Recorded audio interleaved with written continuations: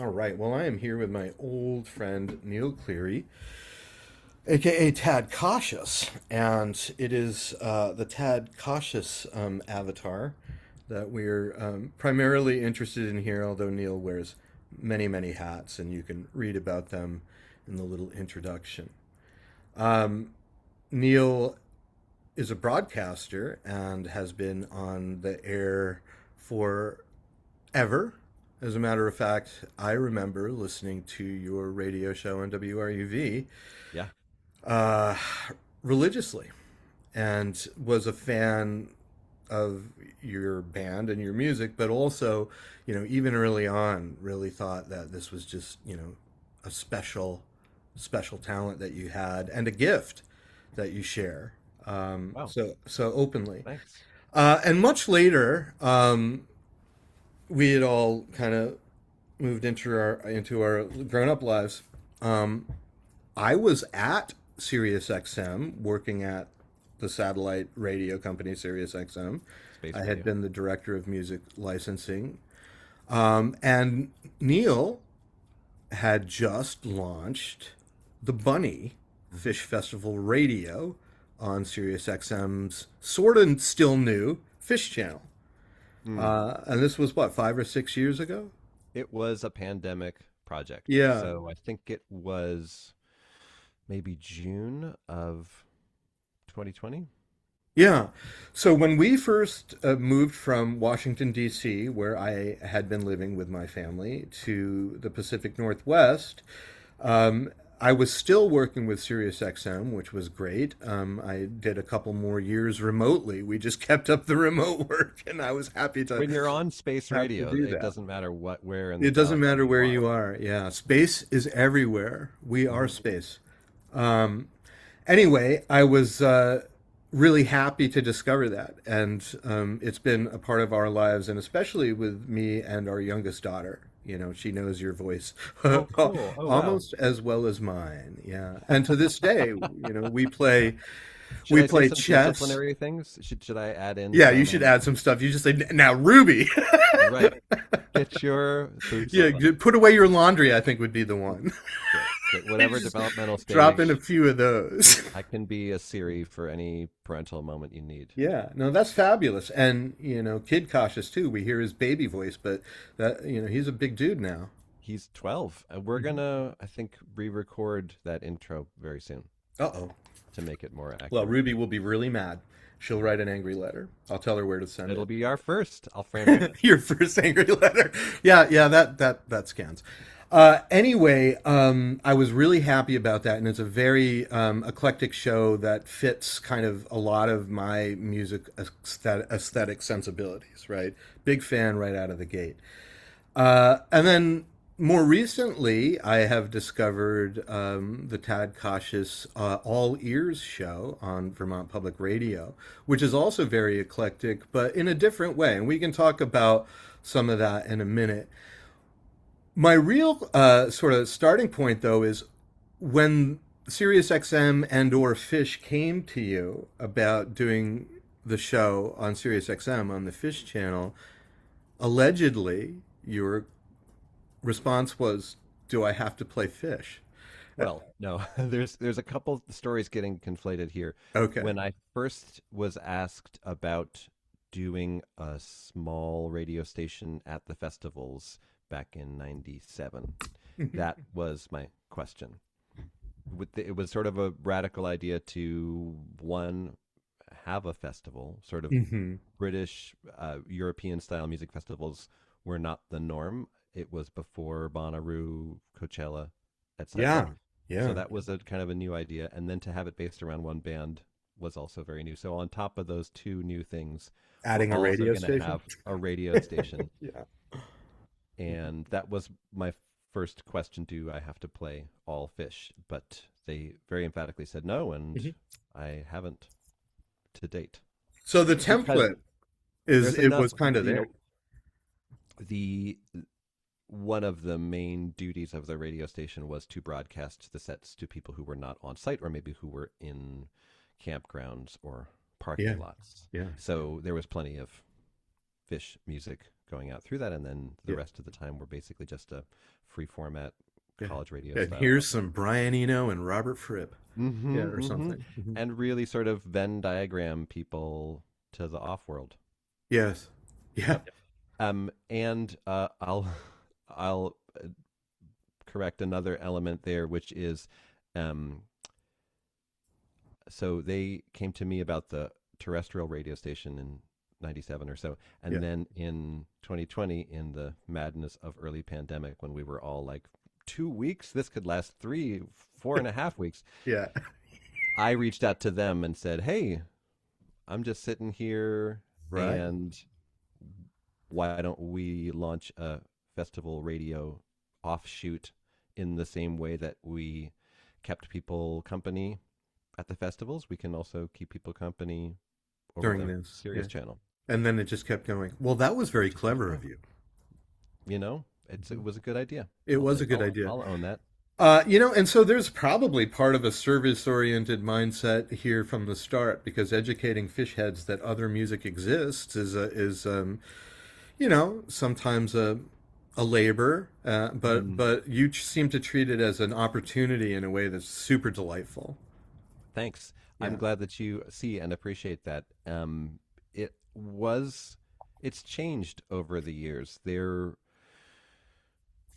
It's a lot of things. The experience is a lot of things, and it involves all sorts of different perspectives and all sorts of different practices. Hmm. People who, what I'm trying to say in a fancy way is people who see fish, there's a bunch of different kinds of people. There was, I think, in the past, a bigger contingent of folks who were really laser focused on it and made it their whole lives, and in the common parlance, made it their whole personality. Hmm. But I think since then, and some of that comes with the way that the band didn't have other performers at festivals, didn't have opening acts. They were able to really fly below the radar or fly above. They were able to set themselves apart in a really useful Hmm. way. Hmm. For Some of the sure. offshoot of that was that there wasn't a lot of opportunity for peripheral learning. Awareness of other. It's like Yep. Bob Yep. Weir, R.I.P., said, the problem with Deadheads is they tend to only listen to the Grateful Dead. Mm-hmm. You know?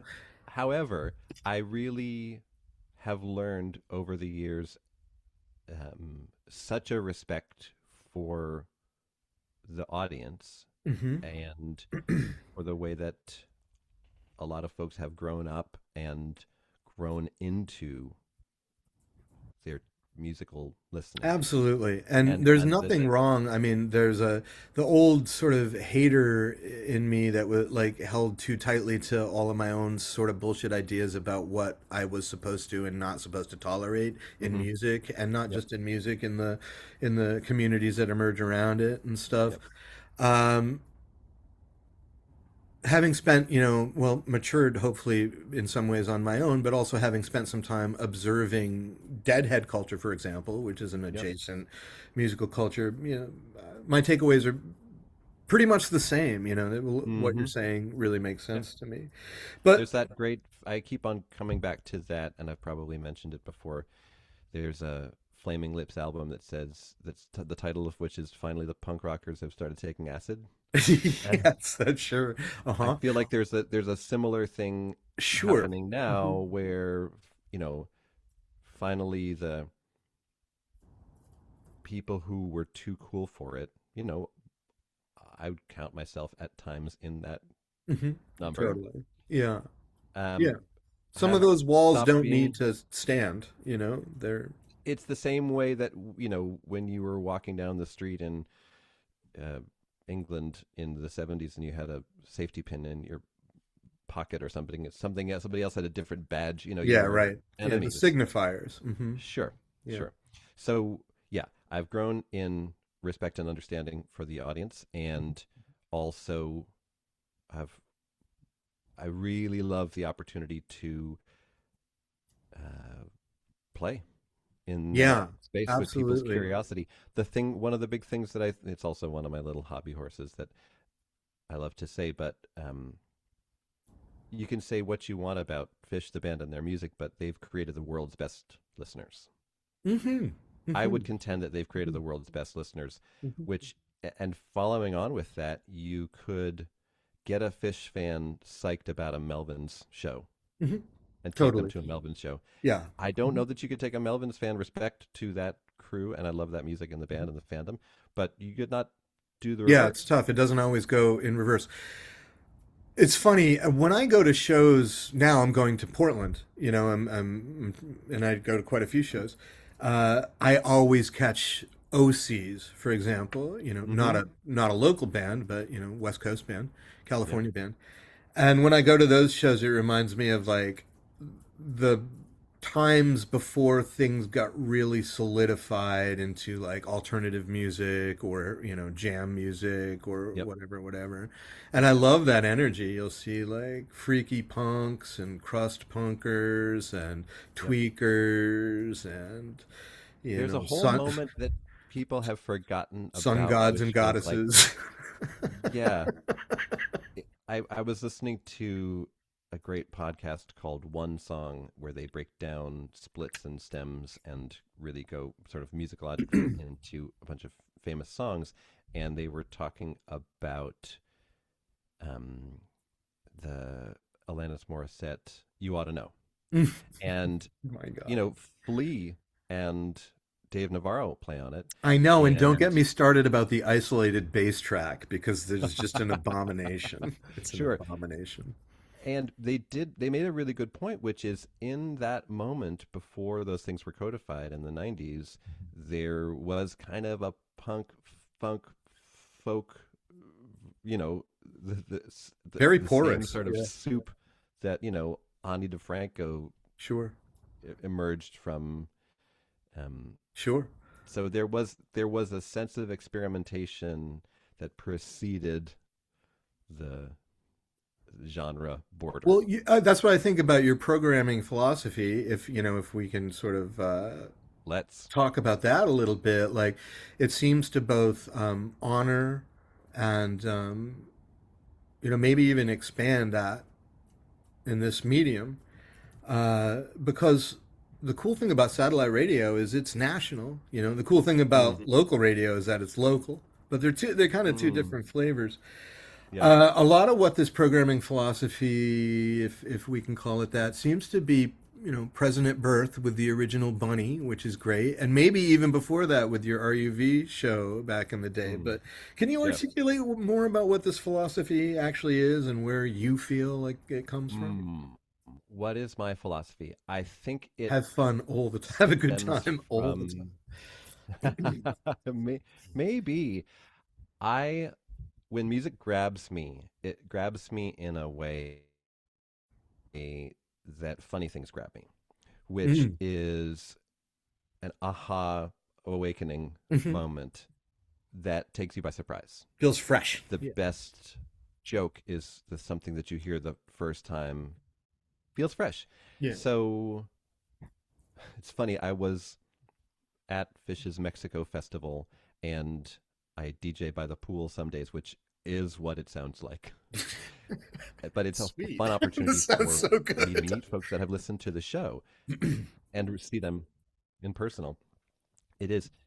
And somebody came by people are, comfortable engaging or just passing by. And uh, somebody came up this year and said they did this like wagging finger thing, like they had my number, and they were like, "Sense of humor through music, sense of humor through music," and I was like, "Oh yeah."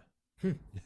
That's the Hmm. it's the same. I like dorky and funny music, but I'm not attached to novelty, but I love the way that humor has talons or sticky parts that Yeah, yeah. reach There's into a you there's a in a bad way. So brightness I to like it. what grabs you. Hmm. And so I like playing unpredictable things Yeah. and not again, not locked to novelty or comedy necessarily, but that you can even go deep with it. You can go to something that's very emotionally loaded. But Yeah. you want to also respect us here.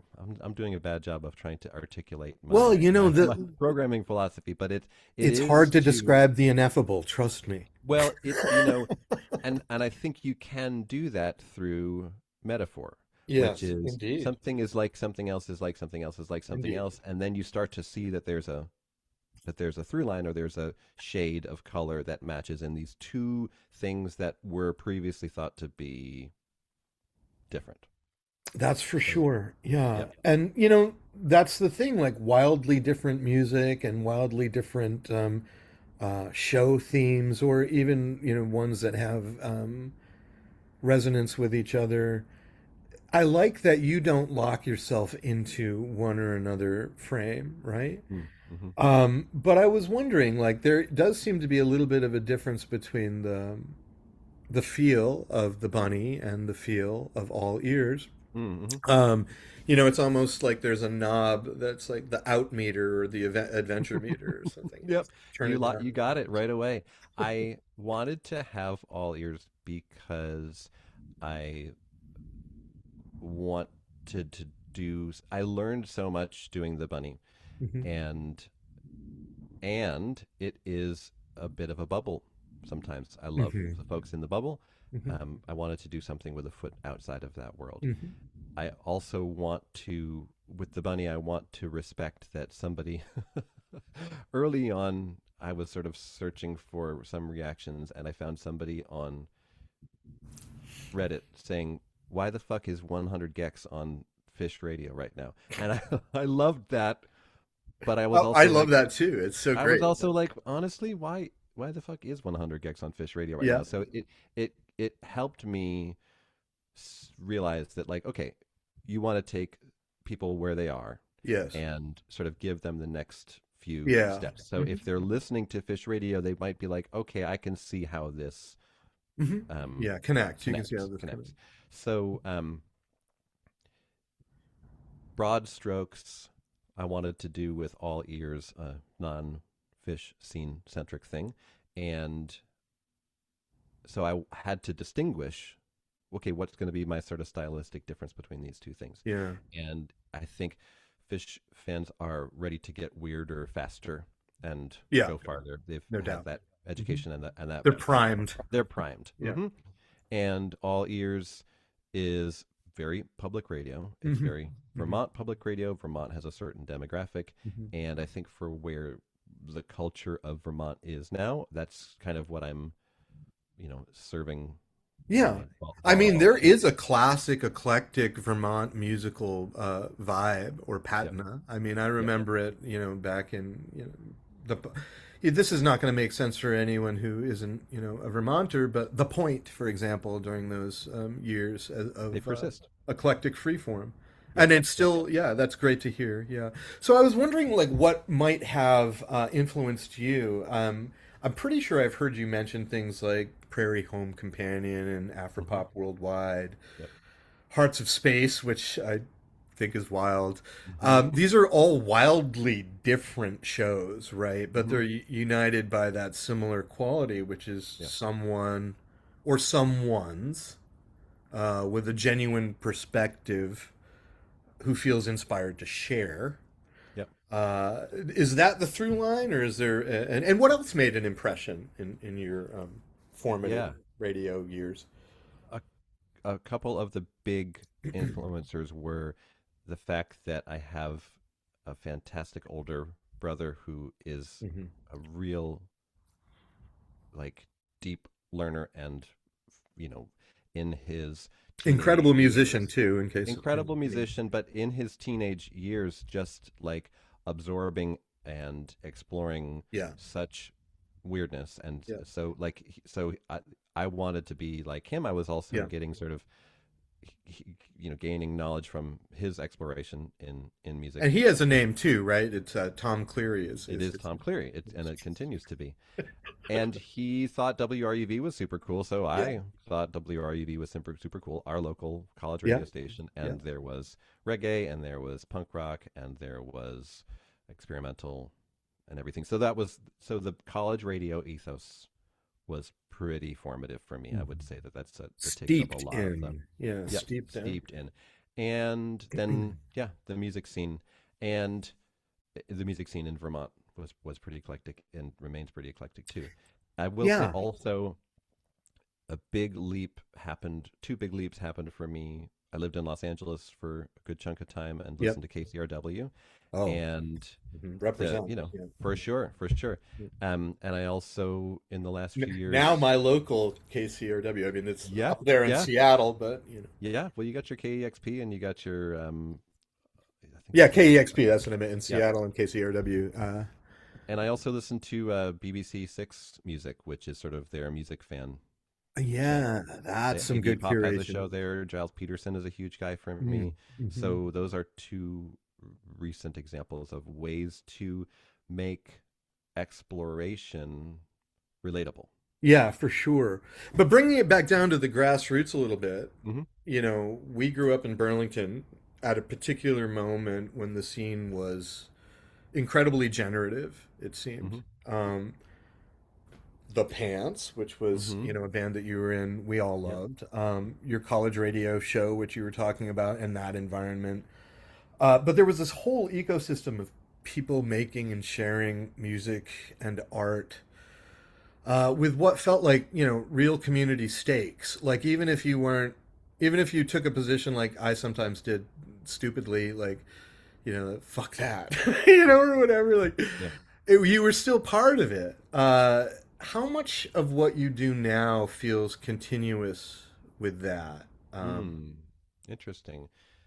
I was thinking as you were talking about that, it was everything felt very tangible and very reachable. Like you could Xerox up a zine and hand it out, or put up a Yeah, poster and make an impact by doing a postering run, or yeah, have a local radio show. So things yeah. felt within arm's reach.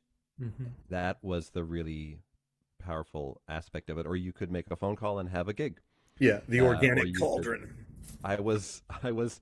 I had a job uh, on like a catalog ordering uh, data center sort of job, and I sat there and I thought, well, I want to have a band, and I made two or three calls and I had a gig and I had a band.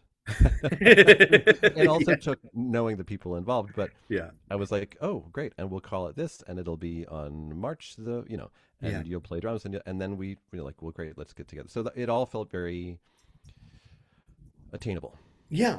I And mean, then maybe it's if a you talk, factor of youth as well, but yeah, yeah, there's and definitely then something in it. yeah, how that feels contiguous now. Yeah, I think we were able to do things on the festival radio station on the day to day of it that apart from some FCC regulations, we were kind of on our own to do what we want. So, Yeah, um, the Fish organization and the band have really cultivated that um,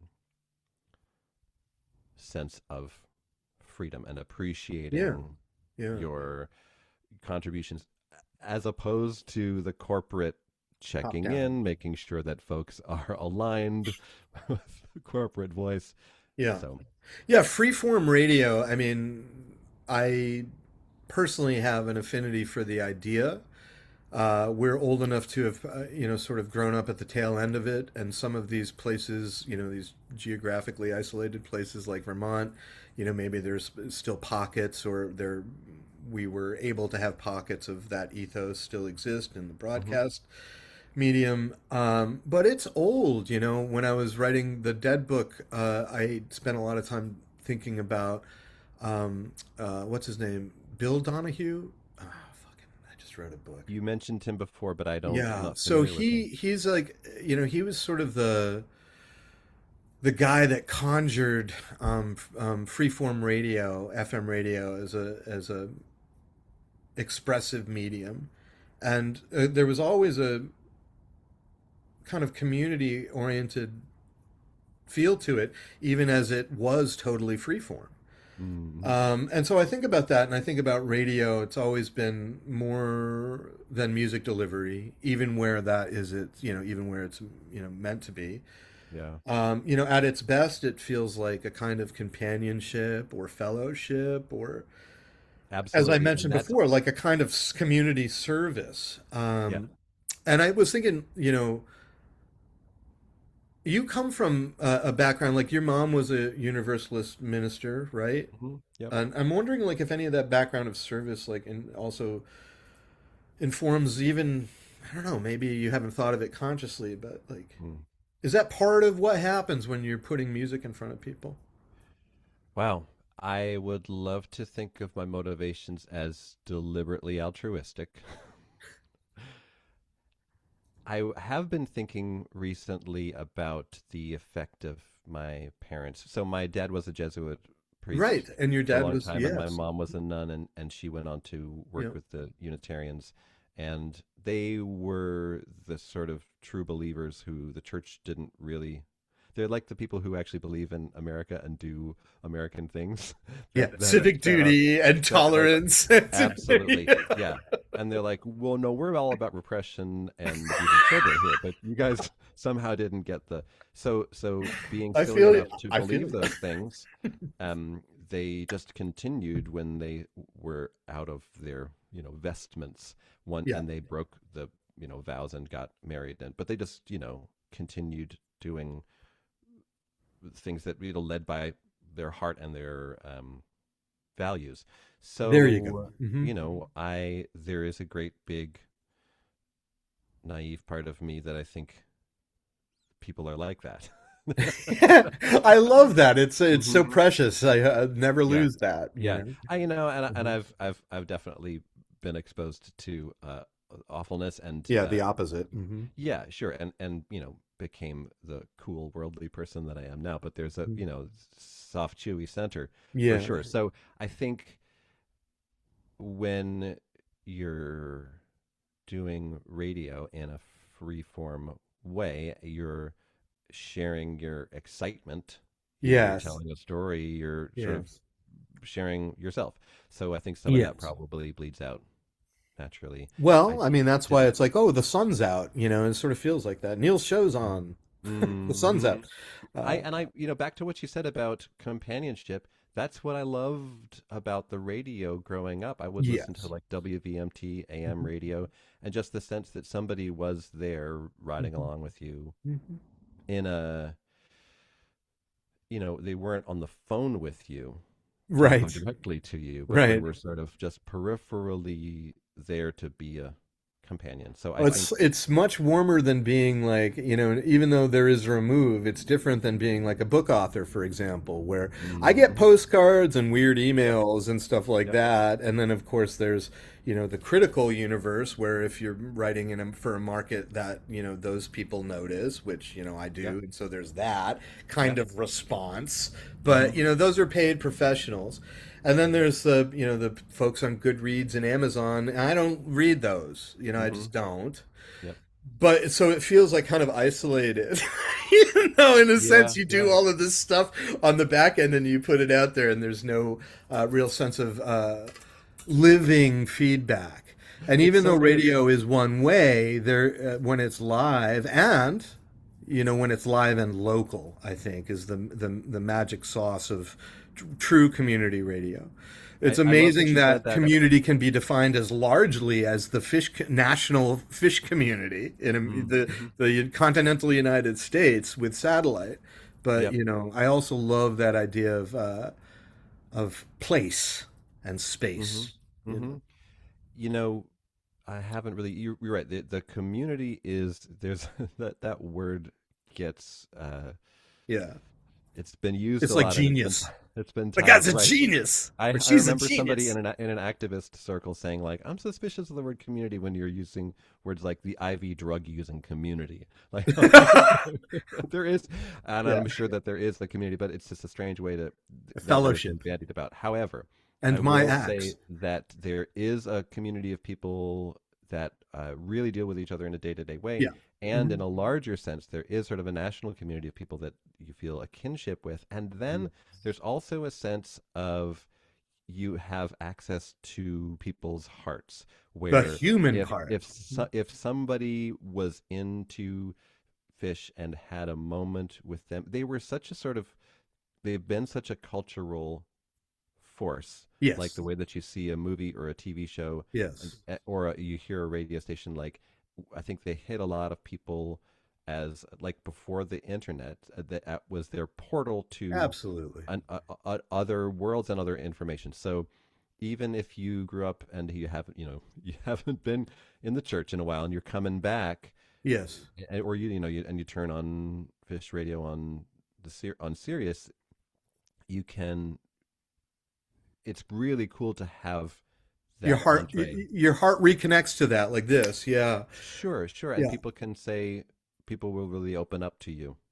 It's Yeah. funny. A lot of that is sort of like, I didn't even realize like some of these, I don't know if they're motivations, but some of what you say sounds really familiar to me because even though I was not a deadhead, and in fact hated the Grateful Dead, loathed them, wanted to kill them with fire, Sure, the sure. whole thing for a long, long time, um, As we all thought we should, as we all and thought thought we we had should. to. Hmm. But one thing that the sort of, I felt gratitude for being in a position to surface some of the spiritual, to lack of for the lack of a better word, feelings, senses, associations, valence that people had with the Grateful Dead over 35 years, and now well after the band's existence. And that maybe, in a way, that if they find something that reflects back to them those experiences, that will be a form of nourishment, Mm-hmm. and maybe re-inspire some things. Yeah. And then also contextualize some things that might have been mysterious, but nonetheless felt. And so that was part of it, beyond like telling cool stories and really looking at some of the things that I was interested in, which was, how does the intersection of psychedelic culture, beat culture, and the emergence of all of these things, including Western convert Buddhism, Dharma, Mm-hmm. fit together in a way that we can tell a story and entertain people. But somewhere beneath that was still that idea of serving a community or a fellowship of folks, even if I Mm-hmm. wasn't really born part of that tribe, you You know what know? this makes me think of Yeah. is the PMRC in the 80s. Tipper Gore, the wife of Al Gore, wanted to create a council to basically review and sometimes censor and rate music. Yeah. Yeah. So it was a real McCarthyist Sure time was. in popular music, and Frank Zappa Yep. testified. But the guy who, Some of that and stuff's going to be in my next book, by the you way. know where I'm going with this, the guy who made a difference, I think, to a lot of people was John Denver. Yes. And he Yeah. showed up and he said, I don't know what he said, but the fact that he showed up for the sanctity of freedom of expression and Hmm. music, and he allied himself like a guy who, back to the things that don't seem to be the same, but there's a through line. Yes. Hmm. So he really, when you overlay one color with another, you get a third color that you didn't expect. So just Yes. when you overlay John Denver and all D. of his, Snyder. purity, yeah, with D. Snyder and Frank Zappa, you have, that's the Holy Trinity right there, right? You have the the God, the devil, and Hmm. the intellectual. That other Yeah, guy. Well, that's beautiful. That's beautiful. Well, part of the thing is like that magical blend that comes up that you didn't really anticipate. The yeah, algorithms are really good at giving people what they already like, yeah. but your ethos seems to be grounded in something different, which is that unexpected adjacency. You were talking about how humor works that way, that freshness, And that the the left sacred and field connection that sort of yep, yep. reframes everything. The secular and the sacred, Yeah. like you. I love gospel music, and it can just like take me apart Yeah. immediately. And I've been lucky enough to play in some gospel choirs, and just like to be in that room Yeah. vibrating at Yeah. that intensity Well, that's what it is is. amazing. It is mosh pit energy. You That's what it is. play, Yep. you know, the Elevated. Hmm. yeah, you play like Vibration. a choir, and then you play Slayer, and some for a minute there you're like, yes, we're Yes. all this Yeah. is all this same energy. Very bright and radiant. Yeah, Yeah. undeniable. Undeniable. Do you think that like we're losing something here, when the discovery is only recommendation, or do these things have a place to live together? The answer is yes. We know we're in some ways we are, but Sure, what about sure. a third way? I love a third way. I love a I secret love a third third way thing. too. Yep, Yep. yep. Um, so yeah, how can we live in this time of AI generated playlists and Yeah. recommendation feed and whatnot, and where I think the question is, well, of course, on it's a many layered answer. You need to have regulation for industries, Hmm. um, the same way That would that we help. need, the Hmm. same way that we don't want toxic chemicals in our baby food. You Well, maybe need we do some now. Okay, maybe that's some what we want. All you right. need you need people getting properly paid for streams and whatnot, and Yeah. also protecting against us from AI, Yeah. etc. And I think there's a lot of creative answers to that. And I love seeing it as a creative problem. Yeah. One of the things I've seen is, where do you take it? What does your Spotify, you know, just a pipe of extruded music coming at you? Where do you take it? Do you just let it be like a breeze blowing in your face and then you walk away, or do you notice things? Do you notice people's names? Do you notice artists? Do you go follow them in spaces where you can really contribute to them? Do you I think buying vinyl is a great way to do that. I think going to shows and buying merch is a great way to do that. And do you advocate for their rights? What do you do with the music once you've heard it? Yeah, where does it connect? I think that's really a good question to ask, but sometimes I feel that what we really need is a bottom-up kind of movement that feels that it can reclaim expression as something independent from markets, period, as a Mm-hmm. community Yeah. value, as a human value, and then find the ways to support that. And some of them, of course, will be, could be at least, aided by the many conveniences of digital technology. Yeah, You know? like start from that Yeah. passion and have Mhm. it grow through the digital tools, Yeah. rather than have the digital tools dictate The our enthusiasm the to problem us. is if those tools are already kind of part of a fairly intractable and well, I don't want to get into a whole critique of. I've already lived that life. A Hmm. structural critique of Yeah, media and the policies that enable what we have, yeah.